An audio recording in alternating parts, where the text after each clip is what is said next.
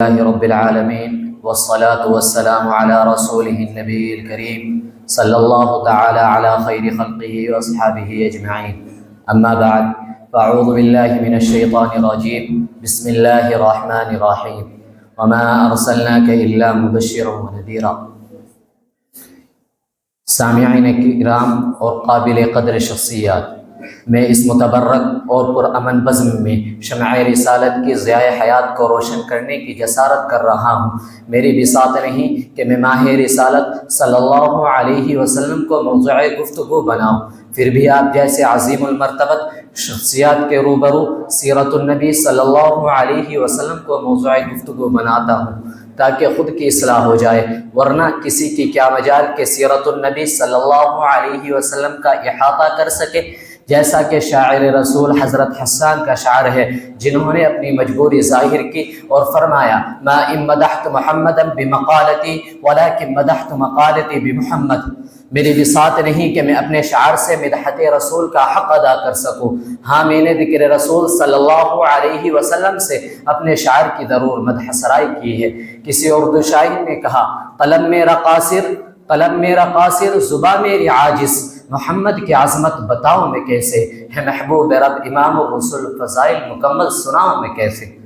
حضرات اکرام، بعثت نبوی صلی اللہ علیہ وسلم سے قبل پورے جزیرۃ العرب میں کوئی حکمران حکمرانی کرنے کے لیے تیار نہیں تھا، اور نہ نظام مکمل تھا، اور عدالت و دیانت، عصمت و عفت، صلاح و تقوی، زہد و ورع کا جنازہ نکل چکا تھا، شرافت و عزت کی کلیاں مرجھا چکی تھی، شرک و ضلالت کی تاریکی ہر سمت نظر آ رہی تھی، نفرت، ظلمت، شقاوت اور عداوت کا دورہ تھا۔ کسی اردو شاعر نے کیا ہی خوب منظر کشی کی کہ بدی کا زور تھا، ہر سو جہالت کی گھٹائیں تھی، فساد و ظلم کی چاروں طرف پھیلی ہوائیں تھی، ذرا سی بات میں تلوار چل جاتی تھی آپس میں تو پھر جنگ آتی ہی نہ تھی دو چار کے بس میں۔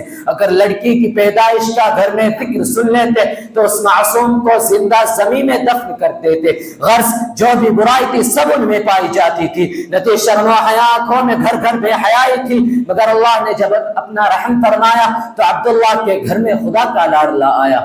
قدرت خداوندی نے اس پرفتن دور میں شیدائیان لات و عزا کو رشد و ہدایت کے راستے پر گامزن کرنے کے لیے، وحشت و بربریت کو ختم کرنے کے لیے فاران کی چوٹی سے آپ صلی اللہ علیہ وسلم کو طلوع فرمایا۔ مکہ میں طلوع آفتاب کے وقت آفتاب رسالت آمینہ کے لال عبداللہ کے لخت جگر عبد المطلب کے نور نظر دوشنبہ کو اپنے تمام انوار و برکات کے ساتھ تشریف لاتے ہیں۔ آپ ایسے وقت پیدا ہوئے جس سے لیل و نہار دونوں نے فیض حاصل کیا۔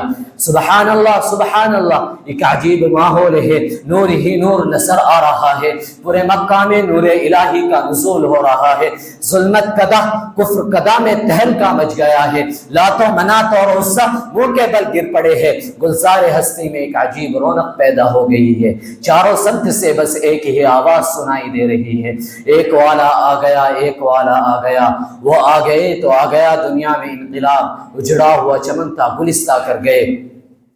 سامعین کرام، حضرت آمینہ فرماتی ہے کہ میرا لخت جگر نور نظر اس وقت کلام تو نہیں کر سکتا تھا، لیکن انگشت شہادت سے کچھ اشارہ کر رہا تھا۔ وہ اشارہ کیا تھا؟ وہ اشارہ اشہد ان لا الہ الا اللہ کا اشارہ تھا۔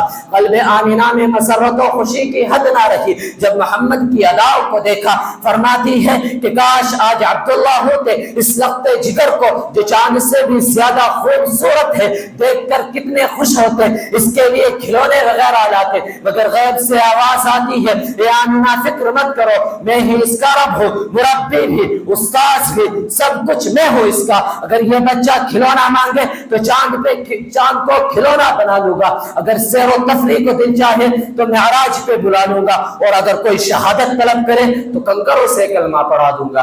اتنے میں عبد المطلب آتے ہیں، سوال کرتے ہیں اے آمینہ کیا کوئی نام سوچا ہے؟ آمینہ فرماتی ہے جب سے یہ بچہ پیدا ہوا ہے نہ زبان پر قابو ہے نہ قلب پر، ذہن میں کئی نام آتے ہیں لیکن دل میں یہی دستک ہوتی ہے محمد محمد۔ عبد المطلب کہتے ہیں اسلام کو اور اسلام کا بچہ میں نے پورے جزیرۃ العرب میں نہ دیکھا نہ سنا ہے۔ آمینہ کہتی ہے کہ آپ نے تو پورے جزیرۃ العرب میں نہ دیکھا نہ سنا ہوگا، یہ پورے جزیرۃ العرب ہی کیا پوری دنیا میں موجود نہ ہوگا، یہ وہ بچہ ہے جس کی تعریف خود رب کائنات کرتا ہے۔ وَرَفَعْنَا لَكَ ذِكْرَكَ۔ سامعین اکرام، آپ صلی اللہ علیہ وسلم کا نام محمد ہی نہیں بلکہ عنوان بن چکا تھا۔ آپ صلی اللہ علیہ وسلم کی سیرت، آپ صلی اللہ علیہ وسلم کے اندر تمام انبیاء علیہ السلام کی صفت تھی۔ آپ صلی اللہ علیہ وسلم کو صادق و امین کے لقب سے پکارنے لگے۔ جب آپ صلی اللہ علیہ وسلم نے تبلیغ کرنا شروع کی تو جو آپ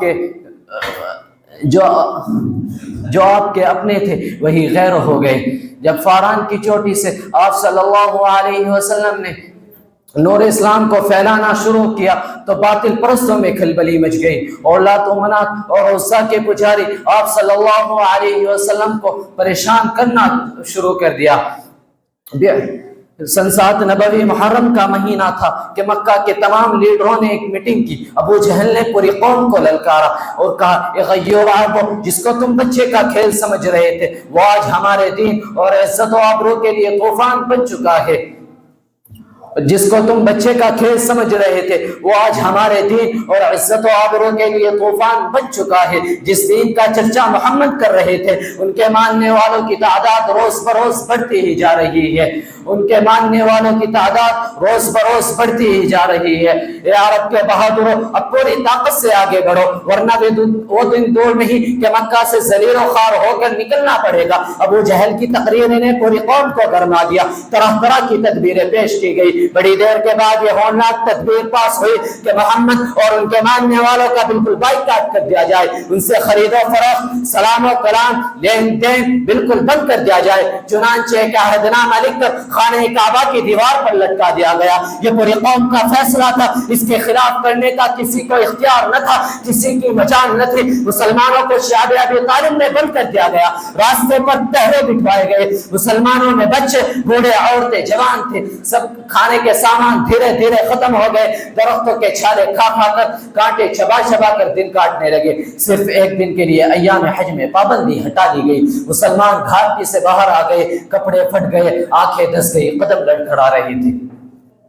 سامعین اکرام، ذرا سوچو کتنی سنگین گھڑی تھی، کتنا بھیانک منظر تھا، مگر رسول کی باتوں سے مسلمانوں نے ماننے سے انکار نہیں کیا۔ آج ہم بھی اپنے رسول کی غلامی کا دعویٰ کرتے ہیں، اس لیے سن لیجئے، اگر ہم نماز پڑھتے ہیں، روزے رکھتے ہیں، حج ادا کرتے ہیں، تب تو واقعی ہم اپنے دعوے میں سچے ہیں، ورنہ ہمارا دعویٰ باطل و بیکار ہے۔ آپ صلی اللہ علیہ وسلم اور صحابہ کرام نے کتنے مصائب و آلام برداشت کیے، ان سنگین گھڑیوں کو کیوں کر برداشت کیے؟ کیا وہ لوگ کمزور تھے؟ کیا وہ لوگ بے بس تھے؟ ہرگز نہیں، ہرگز نہیں۔ وہ تو عرش و فرش کے، لوح و قلم کے، شجر و حجر کے، جن و بشر کے، حور و ملائک کے، خشک و تر کے رسول ہادی بن کر آئے تھے، اور جو رسول بن کر آتا ہے اللہ تعالیٰ اس کو پورا قادر بنا کر بھیجتا ہے۔